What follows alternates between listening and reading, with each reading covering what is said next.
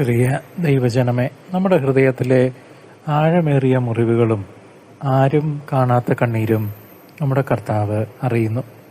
മുല കുടിക്കുന്ന കുഞ്ഞിനെ ഒരമ്മ മറന്നാലും ഞാൻ നിന്നെ മറക്കുകയില്ല എന്ന് യേശയ്യ 49:15 അവിടുന്ന് നൽകുന്ന വാഗ്ദാനം ഏകാന്തതയിൽ കഴിയുന്നവർക്കുള്ള വലിയ ആശ്വാസമാണ്. സങ്കീർത്തനം 147:3 ഓർമ്മിപ്പിക്കുന്നത് പോലെ ഹൃദയം തകർന്നവരെ സുഖപ്പെടുത്തുകയും അവരുടെ മുറിവുകൾ വെച്ചുകെട്ടുകയും ചെയ്യുന്ന സ്നേഹനിധിയായ വൈദ്യനാണ് നമ്മുടെ ദൈവം.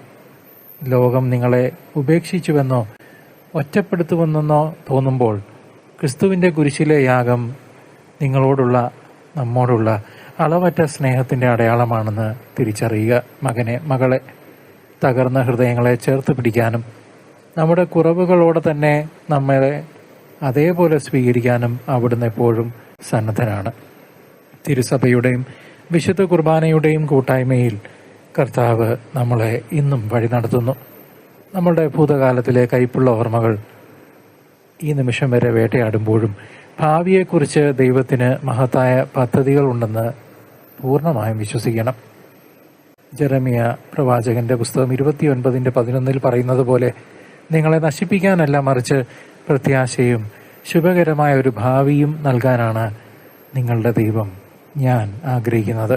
ഓരോ പ്രഭാതവും അവിടുത്തെ കരുണയുടെ പുതിയ അടയാളമാണ്. ഓരോ ശ്വാസവും അവിടുന്ന് നൽകുന്ന ദാനമാണ്.